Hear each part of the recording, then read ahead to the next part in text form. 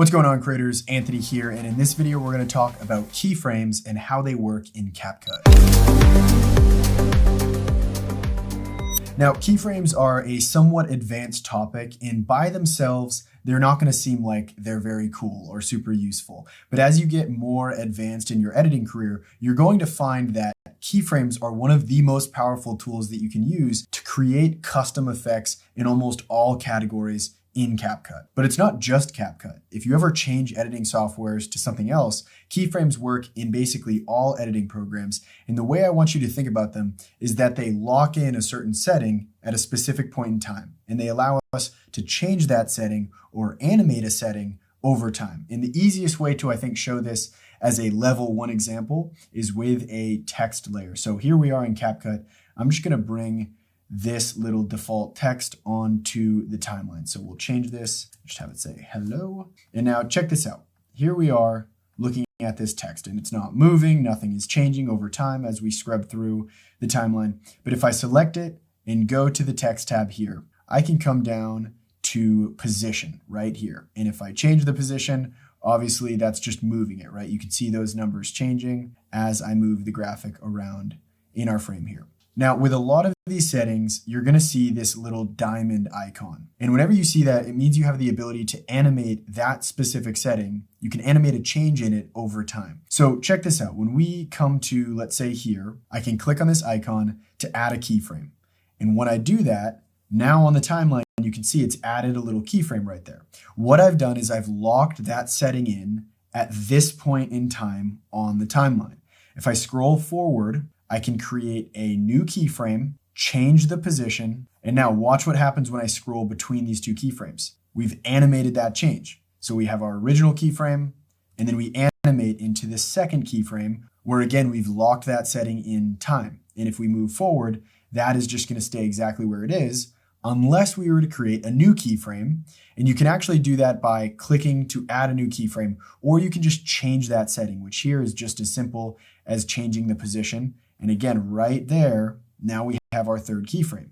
And if we play through this graphic, it's just going to animate between all three of those settings on the timeline. So that's a really basic example of what keyframes are. I know we didn't create the most cinematic effect in the world right here, but I think that just goes to show what keyframes are. I'm going to select each one here on the timeline and just delete them. And now you can see we are left at where that third keyframe was, but I'll just center the graphic again. And we can just continue to go deep with keyframes here.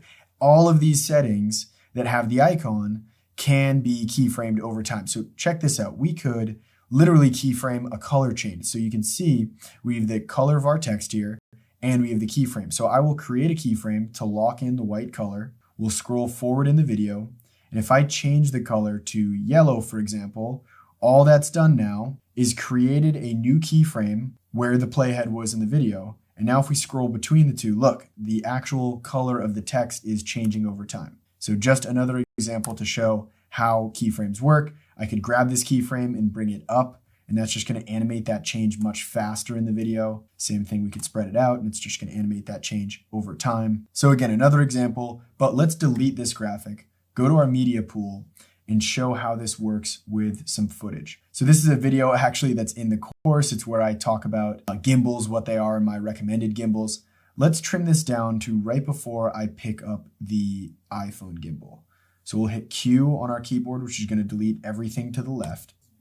I'm going to mute the track just so you don't need to hear me talking. And now, just for the sake of this training, we can cut this here. So here we are. YouTubers do this all the time. Really, any content creator does. We're playing the video, we pick up something, and then to emphasize what we're doing right there, we're basically going to zoom the video in to show exactly what we're talking about.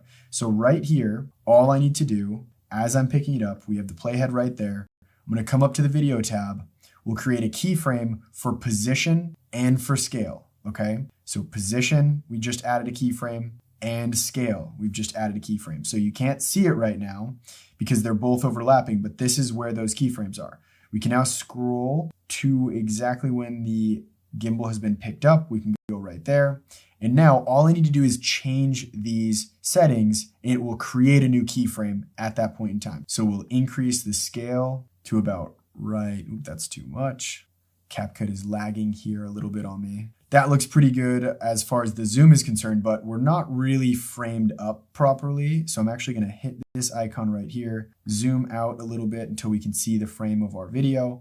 And now we'll reframe it to about right there. Okay, so I think that looks good now. We'll zoom back in just so we are actually seeing the whole clip there. Very good. And now look, we've added that second keyframe with the new settings on the timeline. If we scroll back to the beginning, watch what happens when we play through. So you can see that is the video just getting zoomed in nice and easy, and that's because of the 2 keyframes. And as far as teaching you what keyframes are, we've officially checked that box. But let's talk about some even more advanced things that we can change in CapCut to smooth out this keyframe here. And what I mean by smooth is if we play through this transition, it just very kind of harshly starts and then stops. That's because the keyframes are linear right now, meaning it's a straight line transition between the two of them. We can actually open up what's called the speed graph editor, and this will allow us to smooth out those transitions and make this a little bit more pleasing to the eye. And now all we have to do to enable this is right click on our video, and then we need to come down to where it says show keyframe animation. So now you can see, unlike before where we could only see one keyframe at a time, and because they were all at the same time, they were overlapping. Now we can see we have our scale keyframe right here, and then we have our position keyframes for the x-axis, that's right and left, and the y-axis, which is up and down. I can grab any of these and I can move it, right? Like if I wanted to, let's say, slow down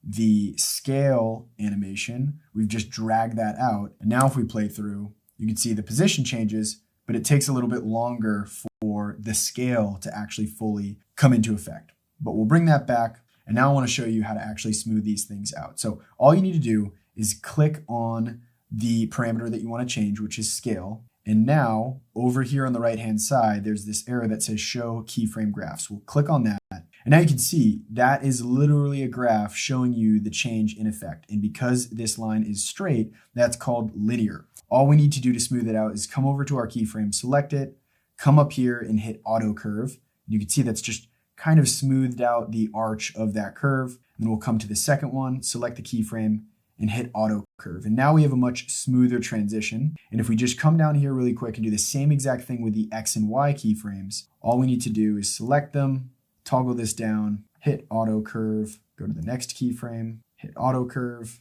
And then last but not least, we'll do the Y. Auto curve, select auto curve. And now if we play through this, I'll close all these, you'll see it's a much smoother zoom in, which I think looks much, much more professional. I'll show the before and the after on screen, so hopefully you can compare and contrast between the linear keyframe animation and the smooth keyframe animation. And that pretty much does it for teaching you the basic and somewhat advanced features of keyframes in CapCut. You can take this stuff and run with it forever. There's literally infinite potential when it comes to the way we use keyframes. And in some of the more advanced trainings in this course, you'll see me using keyframes. And now because you've got this basic introduction, you'll be aware of exactly what I'm talking about. So thanks so much for watching this video, and I'll see you in the next one.